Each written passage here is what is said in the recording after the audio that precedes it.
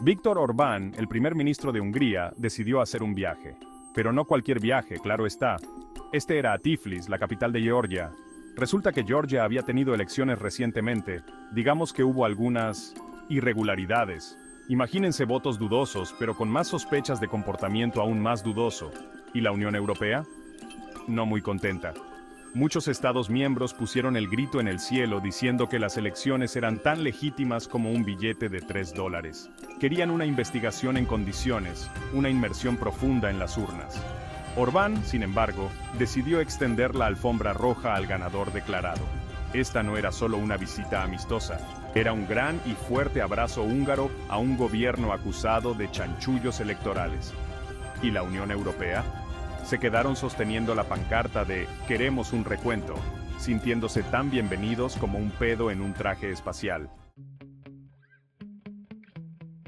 La Unión Europea no iba a dejar pasar esto así como así. Imagínense que descubren a su amigo animando al equipo contrario después de que claramente hicieron trampa. Ursula von der Leyen básicamente dijo: «Un momento, Víctor, ¿qué estás haciendo?»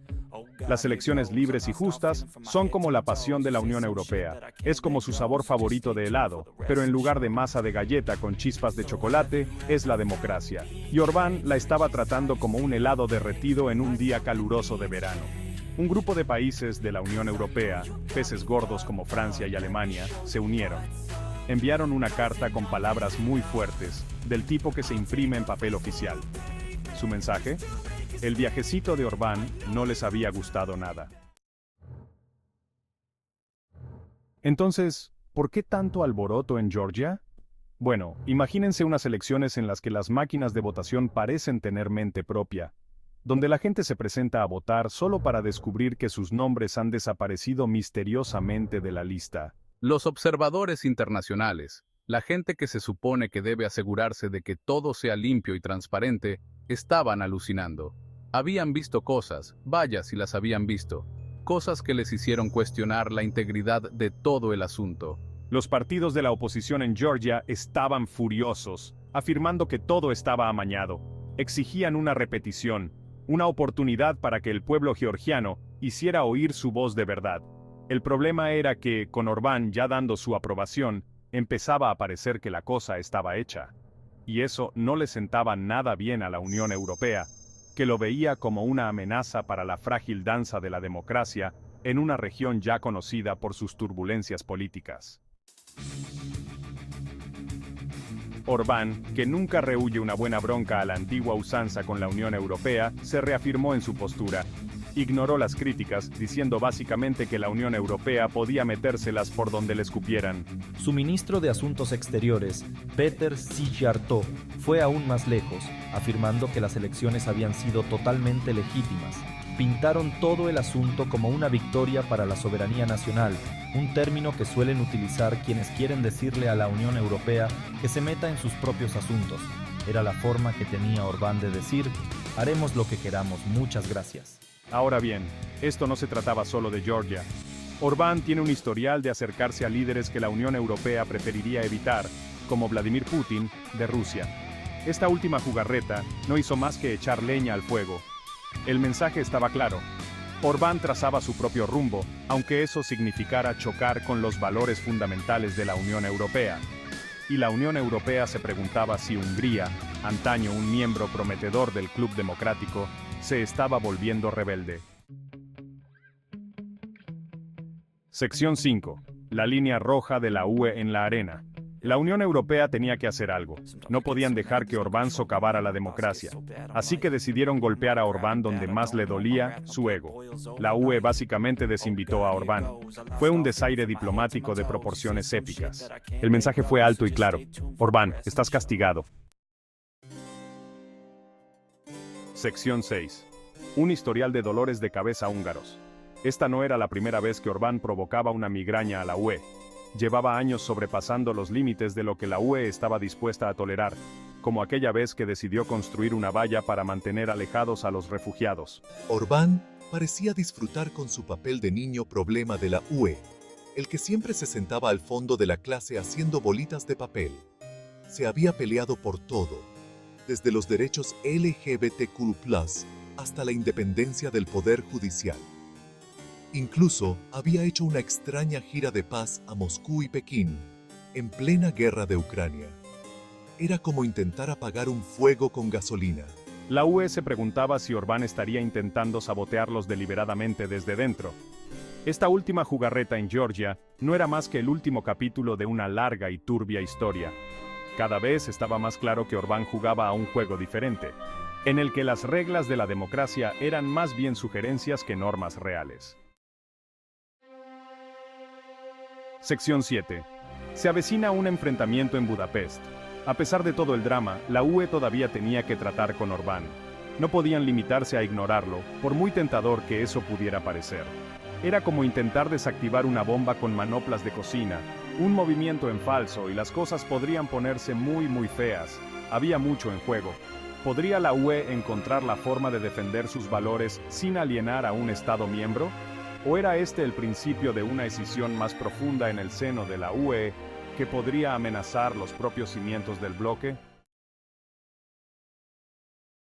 Sección 8. Georgia al borde del precipicio. Mientras tanto, en Georgia, la situación se volvía más peliaguda por momentos. La oposición protestaba, la comunidad internacional observaba y el partido Sueño Georgiano intentaba aferrarse al poder. Georgia, atrapada en medio de este tira y afloja geopolítico, era como un pequeño barco atrapado en un huracán. Por un lado estaba la UE, predicando la democracia y el Estado de Derecho. Por otro, estaba Orbán, haciendo valer su peso y confraternizando con autócratas. El pueblo georgiano se preguntaba en quién confiar y qué le deparaba el futuro. ¿Se convertiría su país en otro peón del juego de Orbán? ¿O intervendría la UE para ayudar a salvaguardar sus aspiraciones democráticas? La respuesta, como la mayoría de las cosas en la política internacional, estaba lejos de ser clara, pero una cosa era segura: el destino de Georgia estaba ahora indisolublemente unido a la capacidad de la UE para gestionar su problema con Orbán. Sección 9. El acto de equilibrio de la UE. La UE se enfrentaba a un dilema. No podían ignorar el comportamiento de Orbán, pero tampoco podían permitirse el lujo de alienar completamente a Hungría. Era como intentar caminar por la cuerda floja mientras se hacen malabares con motosierras, complicado y potencialmente muy sucio. Por un lado, tenían que enviar un mensaje claro de que socavar la democracia tenía consecuencias. Ya le habían dado a Orbán un tirón de orejas boicoteando las reuniones, pero ¿era suficiente? Por otro lado, no podían permitirse el lujo de empujar a Hungría a los brazos de Rusia. Lo último que necesitaba la UE era otro aliado de Putin en sus filas. Era un delicado acto de equilibrio que requería un toque hábil y mucha finura diplomática.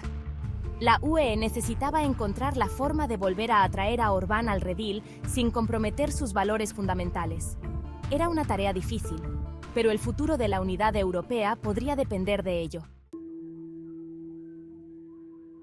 Sección 10. ¿Un golpe a la unidad europea? Las acciones de Orbán habían puesto de manifiesto una profunda grieta en la fachada de unidad de la UE. Demostraron que, entre bastidores, existían desacuerdos fundamentales sobre la propia naturaleza de la democracia y el papel de la UE. Algunos Estados miembros, como Francia y Alemania, estaban profundamente comprometidos con los principios fundacionales de la UE de democracia, derechos humanos y Estado de Derecho. Consideraban el comportamiento de Orbán como una amenaza directa a estos valores y estaban decididos a exigirle responsabilidades. Otros, sin embargo, estaban más dispuestos a tolerar las tendencias iliberales de Orbán, ya fuera por miedo a la influencia rusa o por la creencia en la soberanía nacional por encima de todo. Esta división en el seno de la UE amenazaba con socavar la capacidad del bloque para presentar un frente unido en la escena mundial. La pregunta era, ¿podría la UE salvar esta división y encontrar la forma de avanzar juntos? ¿O las acciones de Orbán resultarían ser la gota que colmara el vaso, provocando la fractura del proyecto europeo? Sección 11. El futuro de la democracia en cuestión.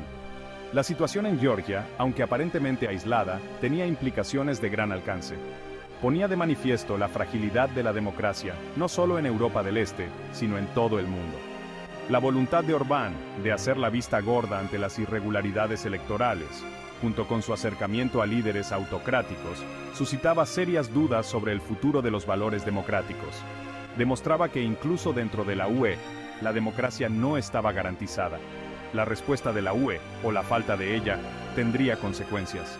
No pedir cuentas a Orbán enviaría un mensaje peligroso a otros aspirantes a autócratas, animándoles a erosionar las normas e instituciones democráticas. El mundo estaba observando. El futuro de la democracia, tanto en Europa como fuera de ella, podría depender de la capacidad de la UE para defender sus valores, aunque eso significara enfrentarse a uno de los suyos.